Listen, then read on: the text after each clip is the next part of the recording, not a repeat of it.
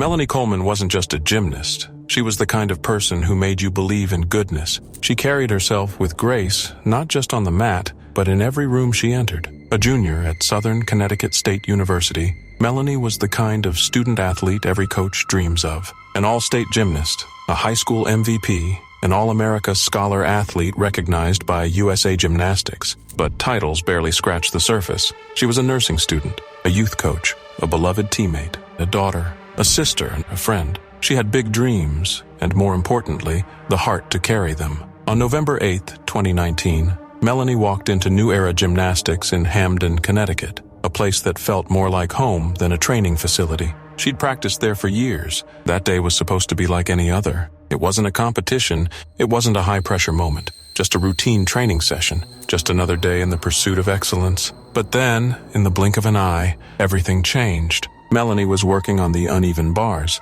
not an unfamiliar skill, not an experimental routine, just one more rep in a life full of them. Then, something went wrong. She lost her grip, mid-swing, mid-flight, and she fell. There was no dramatic buildup, no warning, just a sickening, sudden silence. She landed hard. The impact caused a catastrophic spinal cord injury. Coaches immediately rushed to her side, performing CPR as they waited for the ambulance. She was rushed to Yale New Haven Hospital, where doctors did everything they could.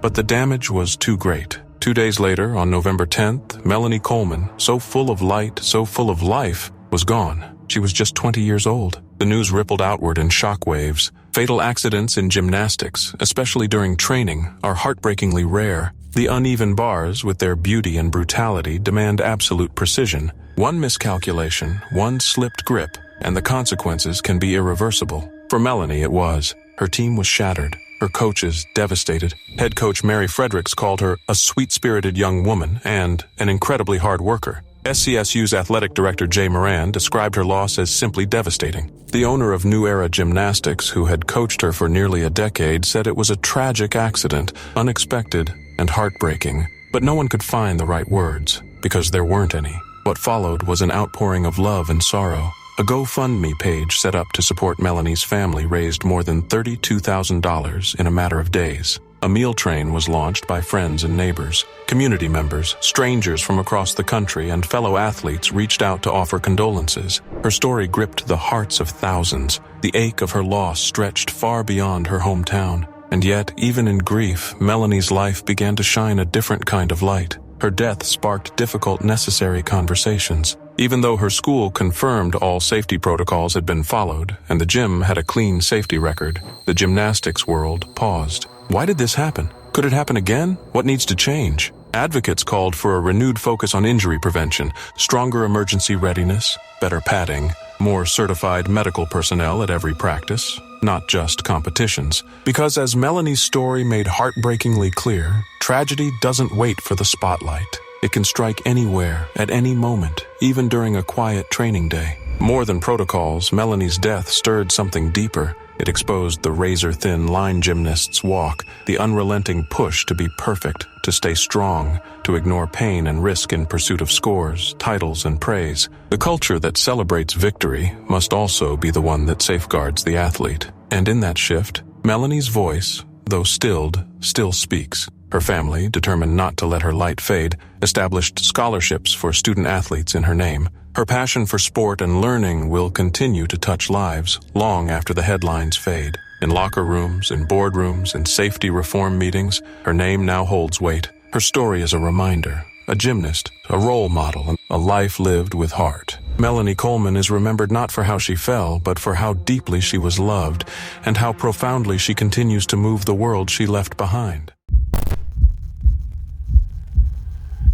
Melanie Coleman was the kind of athlete who left a lasting impression, on the mat and in the hearts of everyone who knew her. A junior at Southern Connecticut State University, SCSU, Melanie had been a standout in the gymnastics world long before she reached college. A Milford, Connecticut native, she had already racked up a list of accolades: all-state honors, team captain in high school, MVP, and later, All-America Scholar athlete recognition by USA Gymnastics. Beyond the medals and titles, she was known for her humility, discipline, and kindness. Melanie wasn't just an exceptional gymnast. She was a role model, a nursing student, a youth coach, and a beloved teammate. Her coaches spoke of her work ethic. Her peers spoke of her spirit. Everyone who encountered her agreed she was something special. On November 8, 2019, Melanie entered a familiar space, New Era Gymnastics in Hamden, Connecticut. It was an off-campus facility where SCSU had trained for years. That day was supposed to be like any other, a standard training session with her team. Melanie was working on the uneven bars, a challenging but routine part of her practice. Though her main event was the balance beam, she had trained on the bars countless times. This wasn't a risky new move or a high-stakes competition, just another rep in the pursuit of excellence. Then, in an instant, everything changed.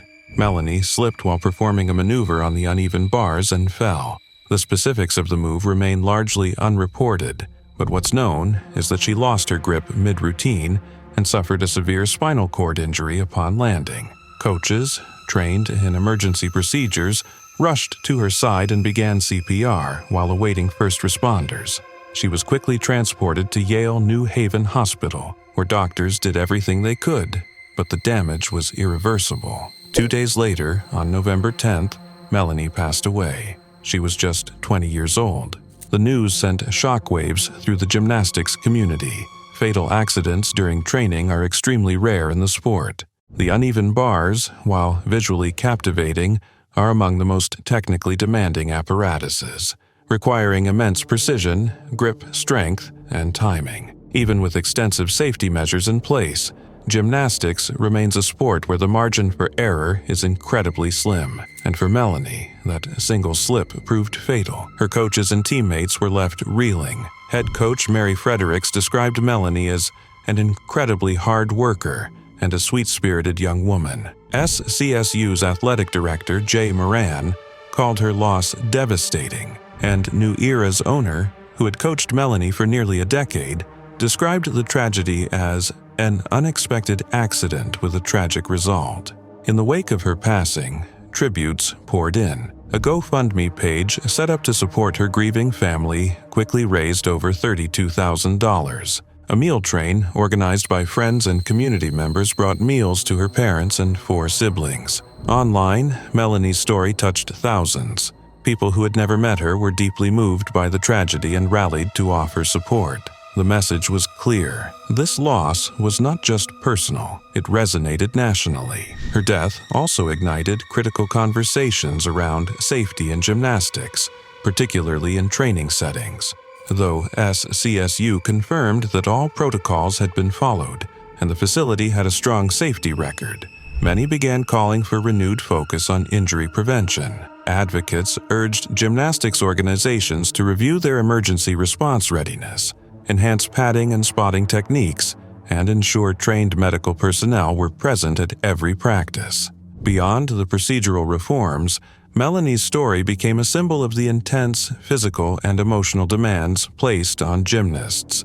These athletes often walk a fine line between pushing their bodies to their limits and maintaining their health and safety. Melanie's accident underscored the need for a cultural shift, one that doesn't just celebrate wins, but also protects well-being. To honor her memory, Melanie's family established scholarships for student athletes, ensuring her passion for education and sport continues to inspire future generations. Her legacy is not defined by the accident that took her life, but by the countless lives she touched, and the changes sparked by her passing. In every conversation about gymnast safety, her name now carries weight, and in every gym where athletes take the bars, she is remembered. Elena Mukhina was more than just a gymnast. She was a revelation, a force of nature in Soviet gymnastics. She defied gravity with every routine and seemed destined to redefine the sport itself. At just 18, she did the unthinkable, captured the all-around gold at the 1978 World Championships, toppling titans like Nadia Comaneci and Nellie Kim. The audience was stunned. Coaches around the world took notice, but behind every shining moment was a storm quietly building. In 1979, everything changed. A fractured leg sidelined Elena, just as the Soviet Union prepared to host the 1980 Moscow Olympics. For a nation obsessed with dominance and perfection, her absence from the podium was unacceptable. The pressure mounted. There was no time for full healing, no room for fear. Coaches, officials, her own trainer, Mikhail Klemenko, pushed her relentlessly. He wasn't nurturing a star, he was building a machine. She would later say she felt more like a living robot than a person. And then came the day that shattered everything. It was July 3rd, 1980. The Olympic Games were just 2 weeks away. Elena was drilling a move she had begged not to perform, the Thomas Salto, a tumbling skill infamous for its danger. It involved a full, twisting back somersault in a tucked position, a maneuver that even seasoned male gymnasts hesitated to attempt. She had warned her coach again and again. She wasn't ready. Something didn't feel right, but her voice was drowned out by ambition. That afternoon, as she hurled herself down the tumbling pass, everything went wrong in a heartbeat. She under-rotated, her body pitched forward mid-air, and then impact. Her chin struck the mat with violent force, and her neck snapped instantly. In one brutal second, Elena Mukhina was paralyzed from the neck down. Gone was the girl who had once defied physics. Now she was trapped in a motionless body. The very sport that had once made her a star, now her prison. The response was colder than anyone could have imagined. The Soviet Union, faced with the embarrassment of a fallen national hero just before their shining Olympic moment, chose silence over compassion. They issued conflicting reports. They claimed Elena had disobeyed coaching orders, that she had tried the move on her own. They blamed her. Even the president of the International Gymnastics Federation parroted the lies, saying she was simply too old to compete again. She was 20, but the truth was undeniable and unspeakably cruel. Her life became one of near-complete isolation. Friends stopped visiting. Her grandmother became her only caregiver. The walls closed in. Gymnastics, once her identity, became her torment. In the few interviews she gave, Elena's voice was hauntingly clear. She spoke of the unbearable pressure, the manipulation, the fear, and most chilling of all, she recalled the moment of her accident, not with horror, but with a kind of exhausted relief. Thank God, she had thought, I won't be going to the Olympics. That was the depth of her despair. Even those who once stood beside her couldn't shake the memory. Nellie Kim, her teammate and once her rival, admitted the tragedy haunted her through the Moscow Games. It helped drive her into early retirement. The Thomas Salto, the move that ended Elena's career and stole her body, became a symbol of everything that was wrong with the sport, of what happens when medals matter more than the people who win them. Though the Soviet Federation tried to erase her, Elena's story refused to be silenced. Years later, she was awarded honors. On December 22, 2006, Elena Mukhina died from complications related to her injury. She was only 46. Her fall didn't just paralyze her, it exposed a system built on silence, pressure, and sacrifice. Elena Mukhina was nothing short of a phenomenon. A trailblazer in Soviet gymnastics, she dazzled audiences with her elegance, daring routines, and unmatched determination. At just 18, she stunned the world by winning the all-around gold at the 1978 World Championships, defeating legends like Nadia Comaneci and Nellie Kim. Her routines were revolutionary, featuring unprecedented elements like a full twisting double-back somersault on the floor and a layout corboot flip on the bars. She wasn't just a gymnast, she was the future of the sport. But that future was cut short, and in the most heartbreaking way imaginable. In 1979, Elena suffered a leg fracture, which kept her out of competition and left her racing against time to prepare for the 1980 Moscow Olympics. With her home country hosting the Games, the pressure on her was immense. Coaches and officials pushed her to reclaim her elite status. Her own coach, Mikhail Klemenko, known for his intense, unrelenting methods, treated her, as she later described, like a living robot. Then came July 3, 1980. It was supposed to be a routine day at the gym. The Olympic Games were just 2 weeks away. Elena was practicing a skill she had long feared, the Thomas Salto, a high-risk tumbling move involving a backward somersault with a full twist in a tucked position. She had warned her coach repeatedly that she didn't feel ready, but no one listened. During a training pass, Elena under-rotated. She landed on her chin, snapping her neck. In that split second, her body was paralyzed from the neck down. The move she never wanted to attempt had ended her gymnastics career and completely transformed her life. The Soviet Union responded not with support or compassion, but but with secrecy and misinformation. Officials downplayed the severity of her injury, changed their story multiple times, and blamed Elena herself. They claimed she attempted the move on her own, without coaching approval, to win her way back onto the Olympic team. Even the president of the International Gymnastics Federation repeated these lies, stating she was simply too old to compete again. She was 20. The reality was much darker. Elena had been forced to train despite injuries. Her warnings were ignored, and when tragedy struck, she was discarded and forgotten. Left to cope with her injury in near isolation, she relied solely on her grandmother for care. Friends rarely visited. Gymnastics, the very thing that once gave her life purpose, now haunted her. In rare interviews, Elena spoke openly about the intense pressure, the deception, and the system that broke her. She said that when she fell, her first thought wasn't fear, but relief. Thank God I won't be going to the Olympics. That's how crushing the environment had become. The gymnastics community, too, felt the aftershocks. Former teammate Nellie Kim later admitted the incident haunted her through the Moscow Olympics and ultimately pushed her into early retirement. The Thomas Salto, already infamous, became symbolic of the dangers of valuing medals over safety. Though the Soviet Gymnastics Federation tried to erase her, Elena's story could not be silenced. She was eventually awarded the Order of the Badge of Honor, and in 1983, IOC President Juan Antonio Samaranch presented her with the Silver Olympic Order. But it was too little, too late. On December 22, 2006, Elena Mukhina died from complications related to quadriplegia. Her tragic story sparked conversations around gymnast welfare, pushing the sport to reconsider the extreme physical demands placed on young athletes. But the deeper wounds, those of accountability, ethics, and athlete autonomy, remain part of her legacy. Elena Mukhina's life was a painful reminder of what happens when ambition overrides humanity. She remains a hero, not just for what she achieved, but for the hard truths her fall forced the world to face.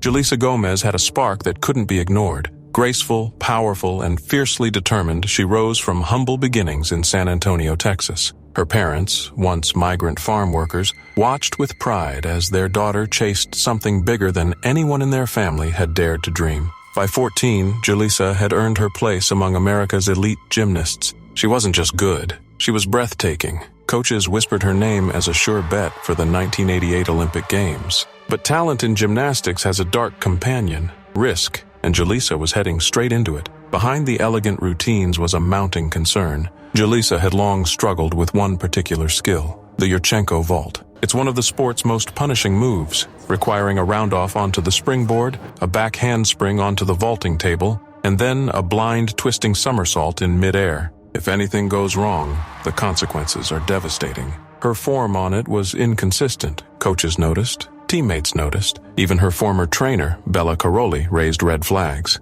Fellow gymnast Chell Stack later said, "You could tell it was not a safe vault for her to be doing. Someone should have stopped her, but no one did." Her coach at the time, Al Fong, kept pushing for perfection. In elite gymnastics, high difficulty means high scores, and scores meant Olympic dreams. On May 5, 1988, at the World Sports Fair in Tokyo, Jalisa was preparing to compete. Everything seemed routine, until it wasn't. During warm-ups, she sprinted down the runway for the Yurchenko. Her foot slipped. She didn't get the height she needed. Instead of flipping into her rotation, she crashed headfirst into the vaulting horse. Her neck snapped, her body collapsed. In one horrifying second, Jalisa was paralyzed from the neck down. She was rushed to a Tokyo hospital, conscious but unable to move, communicating only by blinking. Her parents arrived, devastated but hopeful. Then tragedy struck again. Jalisa was accidentally disconnected from her ventilator. Oxygen deprivation caused severe brain damage. She slipped into a coma and never woke up. After 3 years in a vegetative state,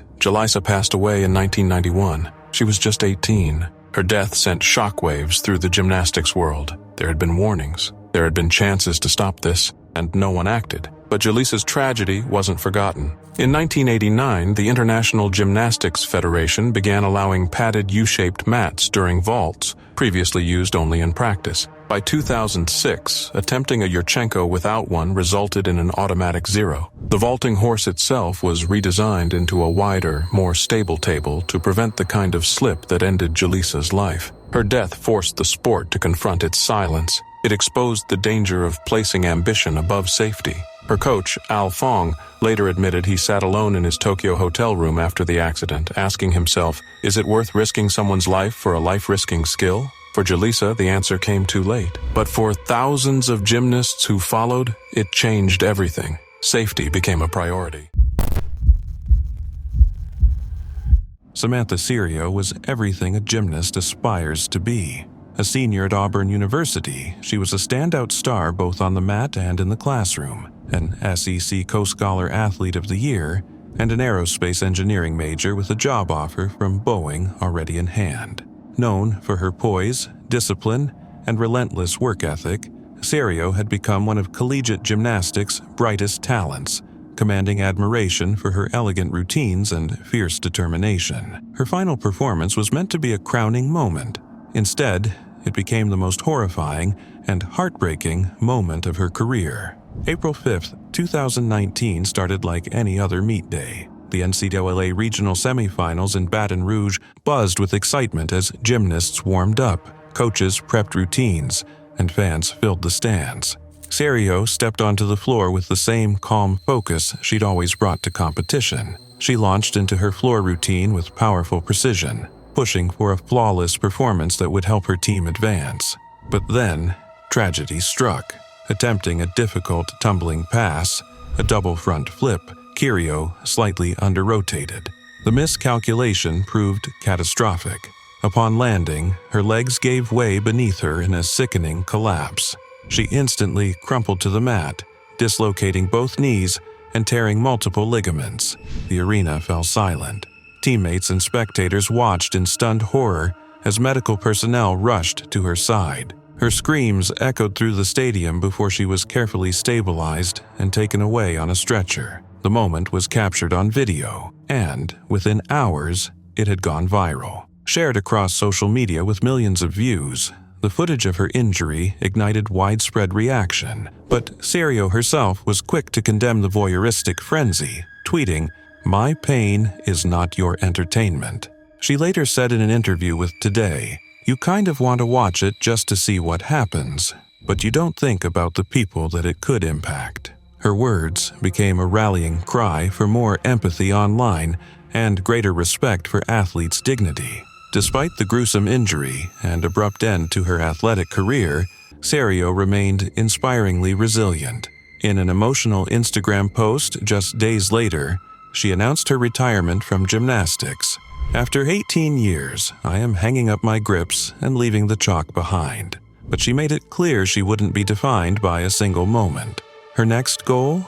Walk down the aisle at her wedding, a dream she fiercely pursued while recovering from surgeries and intense physical therapy. The incident triggered deeper conversations about the dangers of high-difficulty routines in college gymnastics. Critics questioned the sport's reward systems, which often encourage athletes to perform risky maneuvers for higher scores. Advocates called for increased attention to athlete safety, mental health, and access to stronger medical support during and after competition. Coach Jeff Graba called it one of the toughest nights of my life. But the gymnastics community rallied around Cerio, praising her strength, character, and the grace with which she handled the devastating end to her career. Though she never competed again, her legacy extended far beyond the sport. In the wake of her injury, universities and training centers began reevaluating athlete wellness programs and safety protocols, though many argue there's still work to be done. For Samantha Cerio, however, gymnastics was just the beginning. She now builds rockets at Boeing, proving that sometimes, even after the worst fall, you can still soar. Samantha Cerio was the kind of athlete who made you believe in balance of body, mind, and purpose. A senior at Auburn University, she wasn't just a gymnast, she was a scholar, an engineer, a perfectionist. While some chased fame, Samantha chased the stars, literally. She had a job offer from Boeing and was close to finishing her aerospace engineering degree. On the mat, she moved with elegance and precision. Off it, she was the picture of discipline and humility. Her teammates admired her. Her coaches trusted her. The future was hers to command. And then, in one brutal second, everything changed. April 5th, 2019, NCAA Regional Semifinals in Baton Rouge. It was meant to be one of her final competitive performances, one more chance to help Auburn push ahead. The arena buzzed with energy. Music, cheers, chalk dust, routine warm-ups, nothing unusual. Samantha stepped onto the floor with her usual quiet focus. Her routine was a final love letter to the sport she'd given 18 years of her life. Then came the tumbling pass, the double front flip, and then the sound, a sickening collapse. She had under-rotated by a split second, just enough for disaster. Upon landing, both knees gave way. She crumpled to the floor, screaming, legs twisted, tendons torn, knees dislocated. The music stopped. The crowd froze. You could feel the breath leave the room. Medical staff rushed in. She was still conscious, but in unimaginable pain. Within hours, it was everywhere. Cell phone footage spread like wildfire. Millions of views, comments, replays, strangers dissecting the worst moment of her life. Samantha watched in horror, not just because of the injury, but the world's reaction. "My pain is not your entertainment," she tweeted. Later, she told Today, "You kind of want to watch it just to see what happens, but you don't think about the people that it could impact." She became the face of a new kind of strength, not in sticking the landing, but in refusing to let pain become spectacle. Samantha had spent nearly 2 decades perfecting routines, but her greatest act of courage was reclaiming her dignity. Days later, she posted on Instagram, "I am hanging up my grips and leaving the chalk behind." Her body was broken, but her voice was firm. Gymnastics was over, but she was not. Her next goal? Walk down the aisle at her wedding on her own feet. Through multiple surgeries and months of brutal therapy, she fought back. She didn't just walk down that aisle. She smiled through every step. Her story didn't end with retirement. It sparked reflection. Why were dangerous routines like the one that ended Samantha's career still being rewarded? Why weren't better safety measures in place? Coach Jeff Graba later called that night one of the toughest of my life. But Samantha's poise became a guidepost. She reminded the world that grace isn't only about what happens in the air, it's how you rise when everything falls. Christy Henrich was once a dazzling embodiment of American gymnastics. Small in stature but immense in talent, she was known as E.T., not for being alien, but for being extra tough. With explosive power and unwavering discipline, Henrich was a rising star in the late 1980s, captivating judges and fans alike with her precision and grace. At just 4 feet 10 inches and 93 pounds, she battled through injuries, outworked everyone in the gym, and came within a whisper, just 0.0188 points, of qualifying for the 1988 Olympic team. She was determined, ambitious, and adored. On the surface, July 26, 1994, seemed like any other day. But by that afternoon, Henrich, once the powerhouse of the U.S. national team, had died at just 22 years old. Her body ravaged by anorexia nervosa and bulimia. Her weight had plummeted below 60 pounds. Her organs had failed, and the sport that once celebrated her spirit was forced to confront a dark truth. Henrich's descent didn't begin with a fall from the beam or a crash during a vault. It began with a comment. At an international competition in 1988, a judge offhandedly told her she needed to lose weight. That moment lodged in Henrich's psyche like a splinter. That night, she pulled her coach Al Fong into her hotel room and asked, "Am I fat?" He said no, but the damage was done. From then on, she spiraled. She began extreme dieting, surviving on salads and apples, while binging and purging in secret. Laxatives were hidden in her suitcase lining. She'd run compulsively to burn calories. She refused to eat in front of her fiancé, Bo Moreno. At one point, doctors confined her to a wheelchair to keep her from exercising. Her gums bled, her kidneys failed. She tore out 4 lines, terrified that sugar water would cause weight gain. She was hospitalized more than 15 times. And yet, Henrich pushed through pain like few others. After breaking a vertebra in 1989, she returned in just 3 months to place second at the U.S. Championships. But while her physical injuries were visible, her internal ones remained hidden until it was too late. By the early 90s, her body was giving out. She couldn't finish routines. Her moods swung violently. She left competitions mid-performance. She retired, but the monster of anorexia stayed. Therapy was inconsistent. She clung to life but quietly confessed to her therapist that her battle was about shame, control, and never feeling enough. Henrich's death sent shockwaves through the gymnastics world. Kathy Rigby, an Olympian and herself a survivor of eating disorders, said, "You don't want to believe something like this can still happen, with all we know." Her story ignited a broader conversation about the suffocating aesthetic demands in gymnastics. It prompted calls for reform, for education about eating disorders, for mental health resources, and for a culture shift within the sport. The U.S. Gymnastics Federation began holding seminars for coaches, gymnasts, and parents. But many questioned, why wasn't it enough to save Christy? In death, Christy Henrich became more than a gymnast. She became a symbol, a warning, a martyr, and a voice for those too afraid to speak. Her bright red Toyota, license plate GMNAST, sat silent outside her family's home after her passing. But her legacy roared across the sport. No victory is worth a life.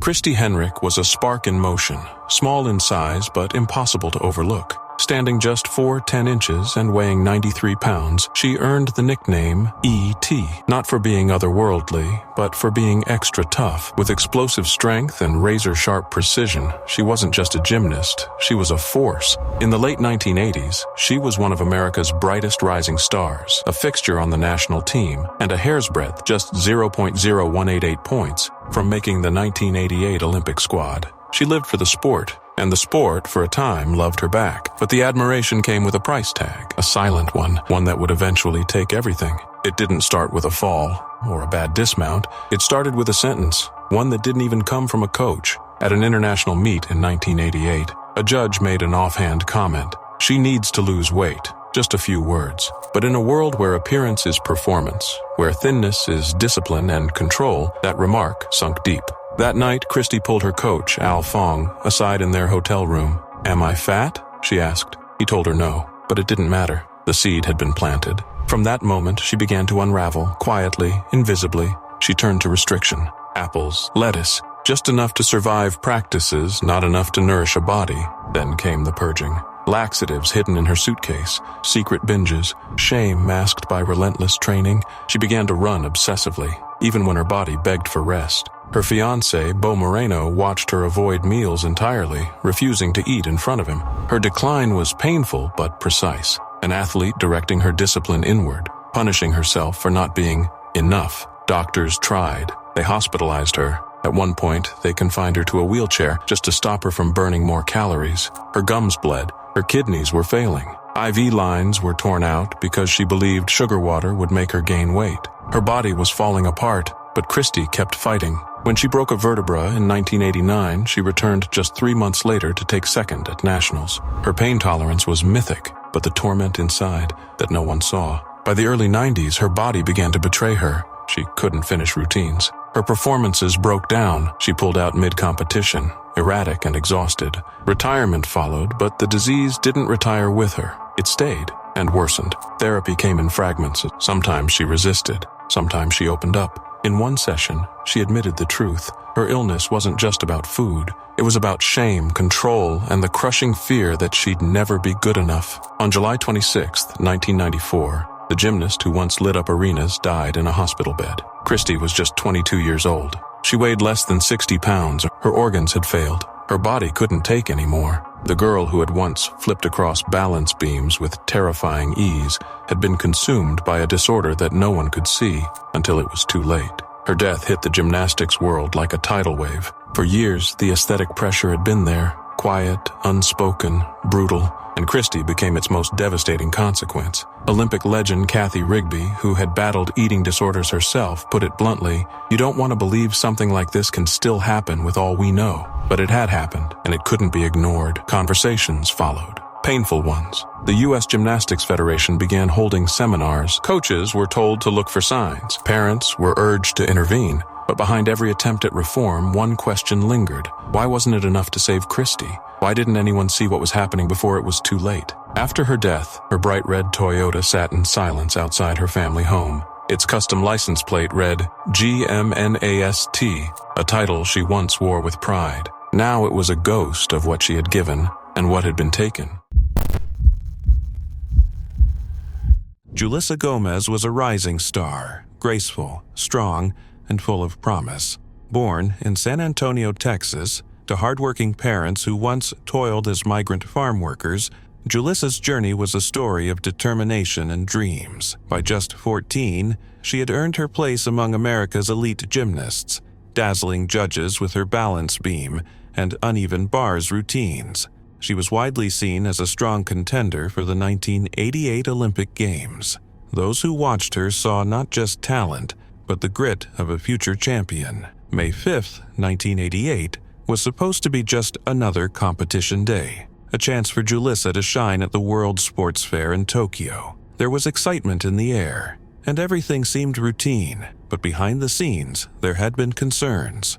Jalisa had long struggled with one of the most technically demanding and dangerous vaults in gymnastics, the Yurchenko. This vault involves a round-off onto a springboard, followed by a back handspring onto the vaulting table. It's high risk, even for the best. Her form on the Yurchenko had been inconsistent. Coaches, teammates, and even her former trainer, Bela Karolyi, had expressed concern. A fellow gymnast, Jalisa, later said, "You could tell it was not a safe vault for her to be doing. Someone should have stopped her." But Jalisa's coach at the time, Al Fong, continued to push for its perfection. In elite gymnastics, high-difficulty maneuvers mean higher scores and Olympic dreams. During warm-ups for the vault final, Jalisa sprinted toward the vault, but her foot slipped on the springboard. She missed the necessary lift, crashing head-first into the vaulting horse. The impact broke her neck instantly and left her paralyzed from the neck down. She was rushed to a Tokyo hospital, still conscious, able to communicate only by blinking. Her parents flew in, devastated but hopeful. Tragically, during her hospital stay, a separate mishap occurred. She became disconnected from her ventilator, which caused severe brain damage and placed her in a coma. She never woke up. After 3 years in a vegetative state, Jalisa Gomez passed away in 1991 from complications related to her injuries. She was just 18. Her death was not in vain. Jalisa's tragedy sparked outrage and reflection across the gymnastics world. In 1989, the International Gymnastics Federation allowed the use of padded U-shaped mats during vaults, previously permitted only in practice. By 2006, using a Yurchenko-style vault without this safety mat would result in an automatic zero. The vaulting horse itself was replaced with a wider, more stable table to reduce injuries. Jalisa's story resonated deeply. It exposed the silent dangers of pushing athletes beyond their limits, especially when safety concerns were overlooked in pursuit of medals. Coach Al Fong later said he sat in his hotel room in Japan asking himself, "Is it worth risking someone's life for a life-risking skill?" The gymnastics community began prioritizing safety, rethinking how complex skills are taught, and when to intervene. Jalisa's name is now tied not just to tragedy, but to reform. Her legacy is a reminder. No routine is worth a life.